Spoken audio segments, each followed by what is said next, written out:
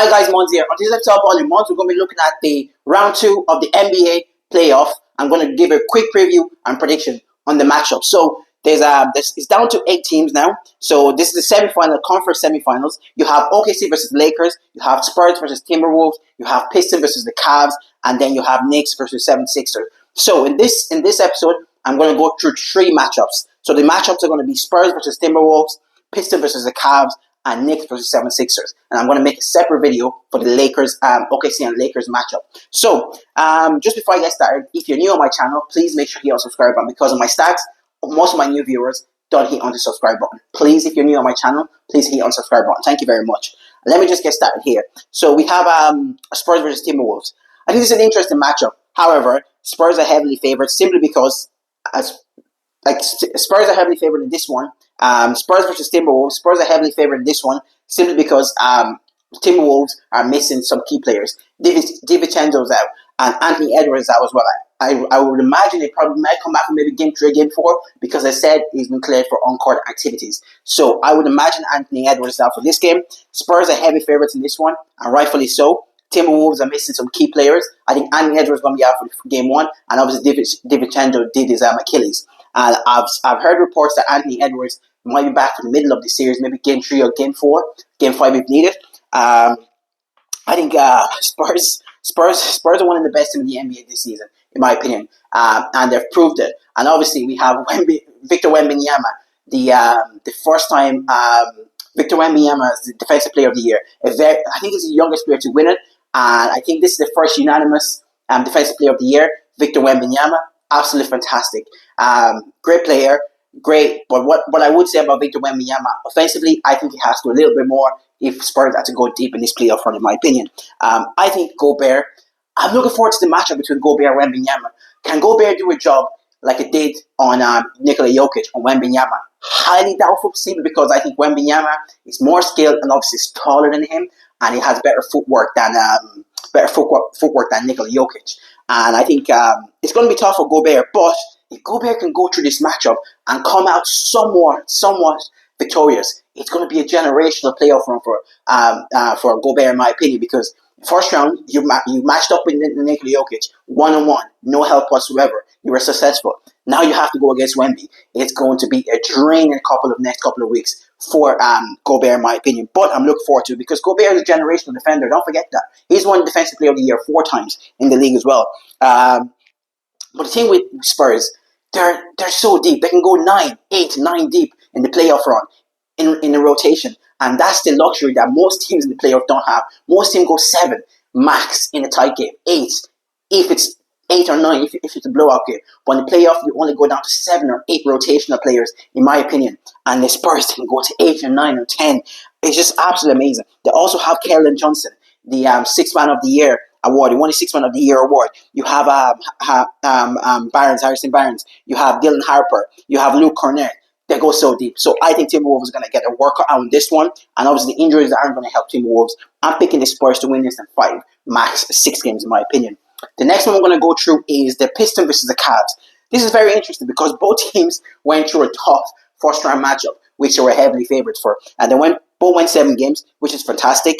Like I said, the NBA is absolutely fantastic. And I think we're in the golden age of the NBA in terms of competitiveness and the skill level of players. Because years ago, NBA, if you're an all-star, there's a big gap between all-stars and rotational players, like bench players. But nowadays, all-stars and bench players are literally neck and neck. And obviously, you have the superstars, and then you have all-star, and literally bench players are literally neck and neck. Like you see, nowadays, you see players like Aaron Gordon came into the league as a big athletic forward, and he turned into a dead-eye three-point shooter. You see Rui Hachimura, who always had a good shot, and now he's the dead-eye three-point shooter. So nowadays, you see players adapting to what the team needs. That's why I'm saying we're in the golden age of the NBA. This is the best the NBA has ever been since I started watching it. It's absolutely fantastic. The level of parity, level of competitiveness, and the level of skill of players nowadays, absolutely off the charts for me, in my opinion. This is the NBA playoffs, and I'm absolutely delighted. This is one of my favorite times of the calendar year of sports for me. I can't wait for this. I can't wait for the playoffs, the whole of the playoffs. It's going to be absolutely generational, in my opinion. Just back to this matchup between the Pistons and the Cavs. I think Pistons had, like I said, both teams had a tough first round matchup. Pistons came back from 3-1 down to Orlando Magic, which I didn't think they were going to do. And Cade Cunningham, my guy, he's a superstar. He came up big. He showed up big. Cade Cunningham showed up big in games 5, 6, and 7, dropping 45 points, 32 points, and 32 points and 12 rebounds in a pivotal game 7. Unbelievable. For me, he's one of the budding young superstars, and the league is in great hands, in my opinion. Never mind what the outsiders said. This NBA league is in great hands, especially the young players, the up-and-coming young players. There's no question about Cade Cunningham. No question about him at all. But my big issue, which I pointed out at the start of the playoff, is who's going to be his running back? Who's going to be second choice option for Detroit Pistons? And for me, I thought it was going to be Jalen Duren as well, because he's an all-star. But he hasn't been him. He's come up very, very small. He's came up very, very small in this playoff. However, the guy that's been clutch and came up big, for the guy that's came up big for Detroit Pistons has been Tobias Harris. Tobias Harris is clearly the number 2 option. Tobias Harris has clearly emerged as a number 2 option for them, dropping 23 points and 22 points and 30 points in game 5, 6, and 7. He came up big as well. So Tobias Harris clearly emerged as a second option for the Detroit Pistons, especially in game 5, 6, and 7, dropping 23 points, 22 points, and 30-point game, especially in game 7. Huge, absolutely huge in my opinion. For the Cavs, what I would say about the Cavs, I don't trust the Cavs. I think they did a dumb move trading Garland for Harden. Regular season, yes, honeymoon Harden is the best version of Harden you'll ever get. Once things start to get tough, and you come down to when the rubber meets the road in the playoff, James Harden is not a guy you want on your team, in my opinion. I love him, generational player, generational talent, all-time top 50 player. But when the rubber meets the road in the playoff, James Harden is not a guy you want in your corner. And Donovan Mitchell as well.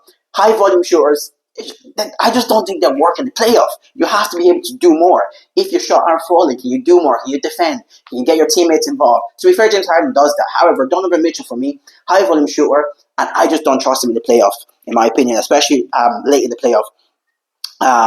Both players, James Harden and Donovan Mitchell, are front runners. Both were very good in game 1 and 2 of the first round against Toronto. But in tough games, Jared Allen came up huge for them in game 7. Jared Allen came up huge for them in game 7. So did Evan Mobley. And Donovan Mitchell and Harden are nowhere to be seen. I don't think their style of play, if it doesn't change, it's not going to be able to. It's not good enough to win a championship for me. And Donovan Mitchell is going to fall into that bracket as well. Same with Harden. For this one, I'm picking Pistons to win in 6 or 7. I think Pistons wins this game in 6 or 7, in my opinion.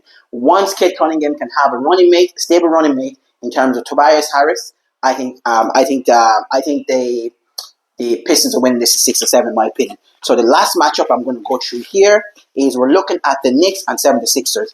For this one, I'm picking the 76ers to go through to. I'm picking 76ers to win this one in 6 or 7 games, in my opinion. And this is all depending on Joel Embiid's health. If Joel Embiid coming into this series again somewhat healthy, I think the Sixers are going to win this one. Joel Embiid is such a needle mover, in my opinion. When he's relatively healthy on the court, like 76ers look unstoppable. And then you have young players such as Tyrese Maxey on that team as well. Tyrese Maxey, for me, is a superstar. I don't care what anyone say. Tyrese Maxey is a superstar for me, in my opinion.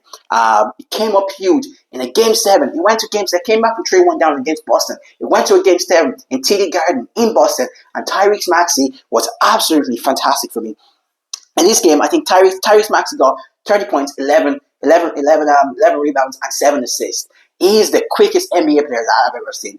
Tyrese Maxey is the quickest NBA player I've ever seen. When he gets a turn on you, gets you on the hip around the corner, you're not stopping him when he gets to the basket, and normally gets an and one. And late on in the Boston Celtic game, Tyrese Maxey came up with 2 huge buckets to basically win the game when no one could make a bucket for about 2 minutes straight. It was absolutely fantastic to see. He is huge. Tyrese Maxey, he's absolutely clutch. No pun intended, because I know he's a clutch client as well. However, like I said, the needle mover here is Joel Embiid's health. Joel Embiid ended up in Game 7, 34 and 12 rebounds. Huge, absolutely amazing. For me, I think I think NBA fans have been robbed of an all-timer, one of the very, very best big men of all time, in terms of Joel Embiid, just because of his injury record, in my opinion. If Joel Embiid was 80% or 85% healthy for most of his NBA career, I think you're looking at a top 10 player of all time, and I think you're looking at top 2, maybe top 3 big men of all time, in my opinion. Absolutely huge. Fantastic player when he's fully healthy. And I'm going to get to Knicks. I just don't like the Knicks. I'll be honest with you. Brunson's style of iso ball, I don't like iso ball. As a basketball fan, I do not like seeing iso ball. Basketball is not a one-on-one sport. It's a 5-on-5 sport. You need to be able to get your teammates involved. And what I noticed about the first round when they play the Hawks is Knicks are much better when OG Anunoby is the best player on the court. So let me repeat that.